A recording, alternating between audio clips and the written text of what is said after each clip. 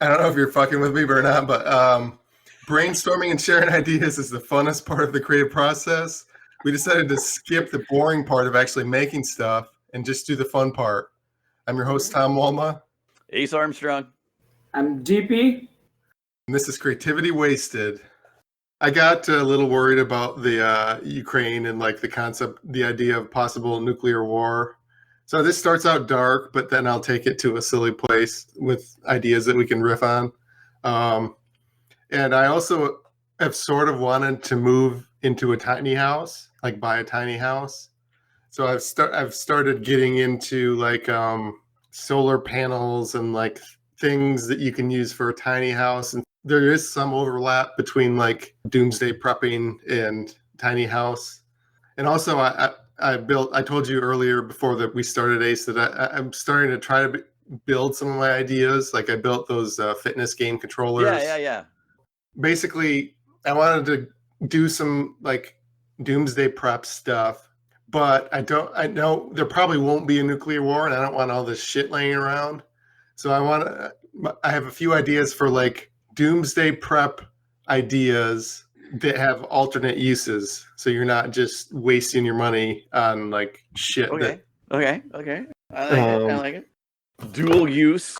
Yeah. Survivalist stuff. Okay. And some of them are more silly than others. But so let me do like a little dark intro about nuclear war, which totally This is a comedy about nuclear war. Yeah. I guess we can all laugh at it. So let me heartwarming story about Ebola virus. So let me quickly plow through it so we can move on to the fun stuff. I'm sorry. Is what I'm getting at. So like if a nuclear bomb hits, this is according to Google, so it's probably all wrong. So if a nuclear bomb hits, if you picture on like a map, like a dartboard, like the bullseye of the dartboard is like where the bomb hits, and everybody there is like fucked. But that's like going to be like a city or a military base. Probably if you live in a house in the suburbs, that's not you.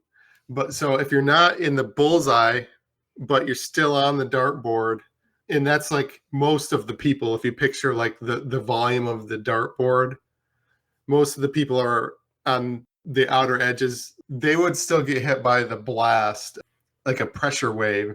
Like there was a meteor that went down in Russia like 10 years ago.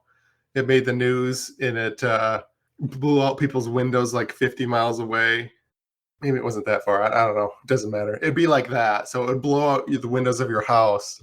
And right. Basically you'd be fine. Like after it blew out the windows of your house, you have to quickly cover up the windows before the nuclear fallout dust starts to fall. And then if you do that, you'll be fine pretty much because you're not on fire because that's always a good sign. Yeah. You're outside of the that's a plot. The death zone. You're outside of the bullseye. Well, I'm not on fire. That's that. So you're outside the bullseye, so you're not on fire and you weren't hit by the initial blast of deadly radiation. So you've just got to cover up your windows basically before the fallout dust starts to fall, and then you're fine. Basically, you've got to stay like 10 feet away from the covered windows because the radiation outside, it dissipates exponentially the farther away you are. So you get like 100 times more radiation if you're standing next to the window than if you're standing 10 feet away from the window. Feels like a simulated video game. So it's not really that bad. All you have to do is cover your windows. But I believe that like 99% of people will fail to do that because they're not prepared to do that. But so I have a few ideas on how to give a warning before that attack. Everybody will be prepared. Warning, you may be on fire. But if not, you'll be okay. Uh-huh.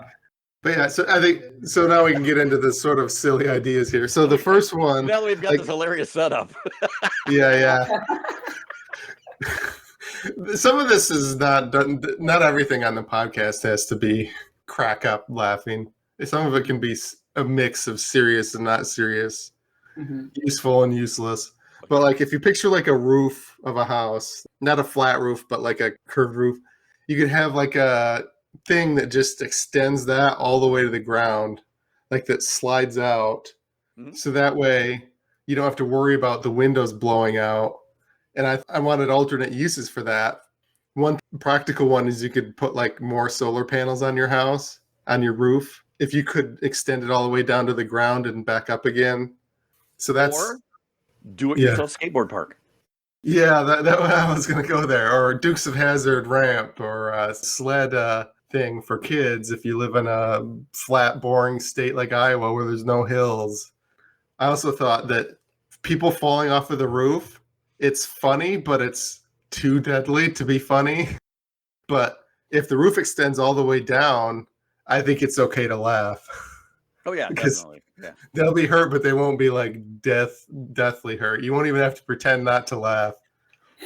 I didn't know Tom had a certain level of sadism. He was like, oh no, level 5 is a little bit of too much sadism. You're Let's paralyzed calm for down life, this but at least you're alive, so it's okay for us to laugh.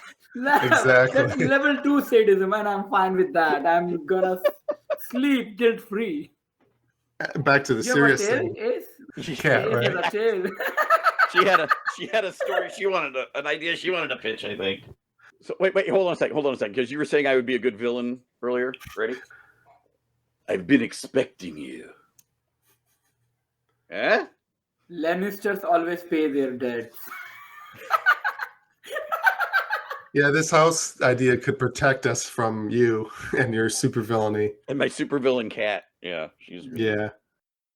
I think it could protect from tornadoes somewhat too. If your house isn't like getting head-on wind from the tornado, I bet there's a much higher chance it'd survive if it was like if your house was like at an angle all the way down. You deflect stuff off of you can deflect off. Yeah. Like when your neighbor's cow comes flying through the air, it'll just bounce off your house instead of crashing through it. Maybe, yeah. I'm an engineer, but I'm not reading too much into it. I do not want to destroy your idea. Yeah, I mean, Because you want to keep things silly. it's a little impractical or a lot impractical. And there's probably, you'd have to like design probably the house from the ground up to support such a structure. But well, that's usually the best way to do a house, because if your house is like 3 feet above the ground or something, it's difficult to get into. Yeah. And also hard to make it levitate like that. I would love to have a house as is shown in the movie Up. You could just fly with it wherever you want. Right? Yeah, attach the balloons. Yeah, but Fuck the tornado. I'm gone, baby. So like with the roof sliding down, so I had a couple more thoughts with that. One was it would look like shit for the front yard, but like if it slid down for the backyard, how often do you actually use a backyard? Like you could slide it up in the rare occasions where you actually need to use the backyard, but otherwise you could keep it down and it can have solar panels on it. It can protect your windows against possible nuclear blasts and all the sledding. Okay, but they have to nuke all you. the They fun have to shit. nuke you from the backyard side. Well, Because sorry to shit on the idea, but Tom says how often do you use your backyard? I would say more often than there are nuclear attacks on my house. yeah. But if you knew if your backyard was facing a target like a city, then that would probably be the angle. Or if it was facing like southwest-ish, where the tornadoes come from. So yeah, for some people it would make sense, sort of, disregarding the engineering problems with it. I think we left that street like 2 hours ago. So when I came up with that shitty idea, I left all I learned in engineering behind. yeah. So then another idea I had was like to keep your windows from blowing in. I thought, well, if you put a single pane sheet of glass on the ground, you could probably like drive a car over it and it might not crack. Oh. So the idea would be something supporting it. So if you had I was picturing like a football tackling dummy thing that's like, it's got like a triangle support to hold up like something flat. It's actually, I Googled it. It's called a football training blocking sled. And you could have that like inside your house, like pressed up against the window. have something flat, like right against the window, so that if a blast hit it, the window would have nowhere to go inward. So it would like protect the window. So that would be for like retrofit. Like you don't want to modify your house. You just have that in your house. Yeah. And then I thought, well, you don't want to look like a crazy person with that on your windows to your neighbors. So I think we also left that street 2 hours ago. Yeah, that train has left the station. That train has Well, left the station. I'm not It looking. departed 3 hours ago. I'm going to put the train back in the station because if you have the flat thing against the window, you could play Wile E. Coyote and you could put a painting of like the inside of your house Ooh. on that flat thing that's supporting the window. Except I wouldn't do a painting of the inside of my house. I do the painting of an inside of a much nicer house than mine. Yeah, you could do that too. And then let's say a burglar comes by and he has a baseball bat and he's trying to break through your window. He'll just like hurt his hand and like crack the bat and he'll be like, "What the fuck?" It'll like serve as a burglar protection thing too. So how does this work for non-private houses, like communities of apartments? Will the apartments be ready to accept it? Well, it's just a thing. Like your house, you can modify. What about the apartments? Well, this one it's just like a football tackling dummy that you just dragged into your apartment. It's just sitting there. You're not like modifying the apartment at all. I'm asking about. Sorry, I'm a little under the weather. I'm asking about the previous idea. It just came to me about like house, the backyard and everything, like Yeah. keeping the house and stuff. How do apartments accept that? They don't. They just die. Not everything gonna works die. for everybody. You guys They're going to be die. on fire. Fuck capitalistic America. You If guys my silly die. ideas could save 5% of the population, that's better than nobody.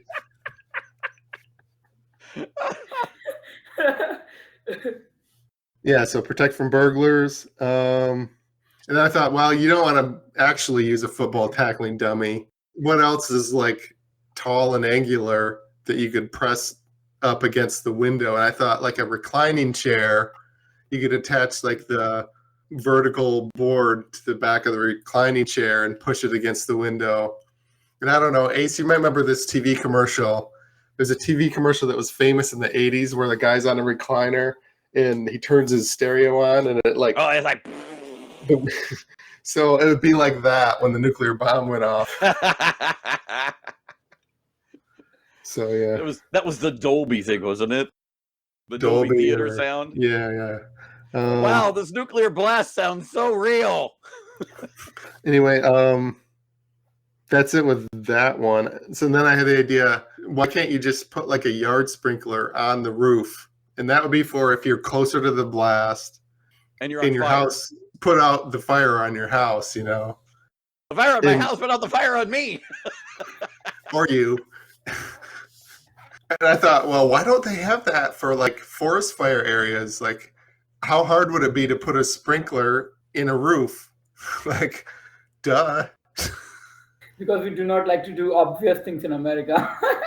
We just want the hard solution. Yeah. Well, I think the biggest problem with that is that I don't know any forests that have a roof. Well, But houses in forests have roofs. But what you could do is you could just get a whole bunch of balloons, like just a whole bunch of Like water Up balloons tied to movie? helium Like the balloons. Up movie. Like the Up movie. But You can instead fill of a house they're with just like- water and then just explode that house midair. right? You know, instead of having to have smoke jumpers come in, you just get a guy with like some darts, and he's like in a helicopter going. Or the fire pops the balloons and then the water falls down onto the house. Yes, exactly. You could just shoot those balloons midair. In any case, we like to shoot things. Yes. If you guys have any ideas of like silly nuclear war prevention or protection ideas that have alternate uses, I have an idea. Like hire the right secret service who shoots the president who actually launches the nuclear attack. okay, Hire smart people. prevention. And then when that doesn't work, my next idea. The So, confidence, by the way, when that doesn't work. well, yeah, I was trying to Gotta be be funny. ready. So I had the idea, This is like if everything else fails and there's radiation in your house, you could have like a coffin type thing, but like with sandbags on it, not on all sides, so you're stuck in there. But like you'd crawl in like the head end, but then the rest of it you just set a bunch of sandbags on, and it because like a foot of dirt will block most of the radiation. So And then that's you like only have to wait 100,000 years for it to all go away, and you can come back out. Exactly. You can, of course, outlive that radiation. Actually, I think most of it goes away after like 2 weeks. No, Like Okay. that's 'cause not how it's- radiation works, Tom. no, it's like a half-life thing. It's like a high percentage of it is gone after a few weeks, and That's the beauty of half-life. then it just slowly dissipates over thousands of years. But like the big deadly peak is gone after. Can I point out quickly. though that after you've been buried alive in a coffin for 2 weeks, it doesn't really matter if you're in there for 2 weeks or 100,000 years. Exactly. You have the same amount of being alive. What I'm saying is, like in your apartment, you have a coffin, like, or you can even make it look like a coffee table, and then If we were to make that work, we could make the coffin into a one-bedroom apartment within your house, which There you go. Yeah. Okay, I think now we have reinvented the bomb shelter. I think that's what we, it's like a portable bomb I shelter. was going to say that. I was just going to say that. How many people can spend $100,000 to dig a school bus into the ground right. in their yard like a crazy person? So I have to tell you this. I have a friend that's married to this guy who's like a doomsday prepper, but he's also a contractor, and he's like really good at building stuff. So he became convinced that there was going to be some kind of like, there was like some kind of conspiracy theory, and the New World Order was going to nuke us and stuff. So he was building this bomb shelter, and my friend was like, "Yeah," and it's really. I mean, they're putting a pool table down there, and they're putting like a hot tub down there and stuff. And I'm like, This guy got his I'm like, priorities right. and I'm like, do you really believe all of this doomsday prep stuff? She's like, no, but I want a pool table and a hot tub. Or maybe he just wants to kidnap young girls and like hide them down there or something horrible. Yeah, I would not put it past that guy. Wasn't that a Netflix show? There was a movie, what's it Unbreakable called? Kimmy Schmidt. Yeah, there was that, and then there was the Cloverfield. Oh, I love movie. Cloverfield. Oh my God, yeah, the second Cloverfield movie is where they were in the bomb shelter. Yeah. Oh, that was a great one. I love that. John Candy was amazing in that one. Or no, not John Candy. Sorry, John Goodman. John Candy would have been a completely different kind of show, especially since he's dead. But well, okay, so there's our idea: a reboot of the second Cloverfield, but instead of John Goodman, John Candy, Uncle Buck in a bomb shelter. If you could have 3 things in your bomb shelter, what would you have? Like pool table and what hot tub? What will you have? I would want like video games to like pass the time. Okay. Yeah, Okay, video what else? games, hot tub, and Kate Upton. Yeah. I didn't think that was on the table. I would like Blake Lively. Oh, she would be on the table, and she would be in the hot tub, and she. Never mind. You want three Kate Uptons? It's not that kind of podcast. Never mind. I don't mean at the same time. I don't mean I would dismember her. That's not where I'm going with this. I It's not thought like it was I would take creative. her skin off and wear it as a Kate Upton. I skin. thought it was creativity wasted, not horniness wasted waste. There's a Weird Al Yankovic song where he talks about it. He goes, I want to peel your skin off and wear it over my skin, but not in a creepy way. That's why it's called Weird Al and not Normal Al. I don't remember that one. He's normally super not dark at all. It's off of Mandatory Fun. It's very funny, but it's a very funny song. A little dark, gets a little dark, but So my last little nuclear prep thing, I thought, well, the coffin thing with the dirt is pretty creepy. So my thought was, well, water beds, like what if you just like created like a little cavity under the waterbed so the water is like around you, so the water blocks you from Like a water bubble or something? like a bubble underneath the waterbed that you hide in. you'd be like in an aquarium. And we could have Yeah, that could be the alternate use. I didn't have an alternate use for that one, actually.